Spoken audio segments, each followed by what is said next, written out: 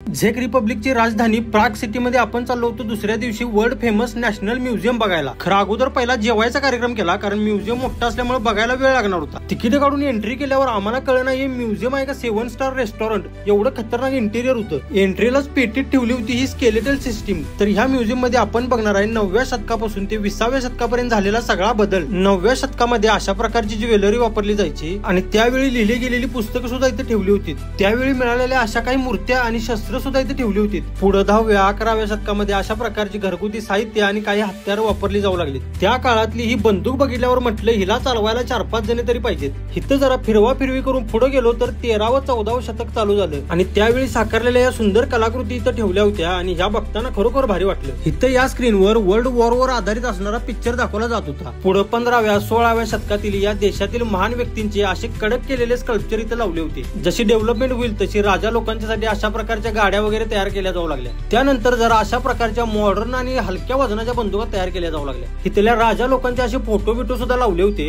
इथं आल्यावर हे फोटो बघून जरा आमच्या फील्डची आठवण झाली। हळूहळू मॉडर्न कल्चरची सुरुवात होईल तसं कला, क्रीडा आणि सांस्कृतिक क्षेत्रात जसे बदल होत गेले ते सगळे इथं दाखवलं होतं। ह्या पॅलेसचं इंटिरियर बघूनच आमचं पैसे कम्प्लीट फिटलं होतं। पुढच्या डिपार्टमेंट मध्ये गेलो तर इथं जगातील वेगवेगळ्या प्रकारचे दगड ठेवले होते। ह्याच्यात मिनरोलॉजिकल, जिओलॉजिकल, लॅपिडेरियम अशा प्रकारचे दगड होते। पण एकूण सांगायचं झालं तर जवळपास 1,05,000 दगडांचे स्पेसिमन इथं होते। याच्यानंतर होतं झूलॉजी डिपार्टमेंट। इथं हा हत्ती तरी आम्ही ओळखला, पण हा प्राणी कोणता आहे तुम्हाला समजला असेल तर कमेंट मध्ये नक्की सांगा। आणि या सगळ्या प्राण्यांच्या स्पेसिमेनचा लुक त्या काळचा असल्यामुळे कम्प्लीट डेंजर वाटत होता। पूर्वीपासून आतापर्यंतचा सगळा इतिहास सांगणारं हे म्युझियम तर भारी होतच, पण असं एखादं म्युझियम आपल्या महाराष्ट्रात कुठे आहे का? आणि जर नसेल तर ते व्हायला लागते का हे सुद्धा कमेंट मध्ये नक्की सांगा। आणि परदेशातल्या अशाच नवीन माहितीपूर्ण व्हिडिओचे ब्लॉग बघण्यासाठी फॉलो करायला विसरू नका।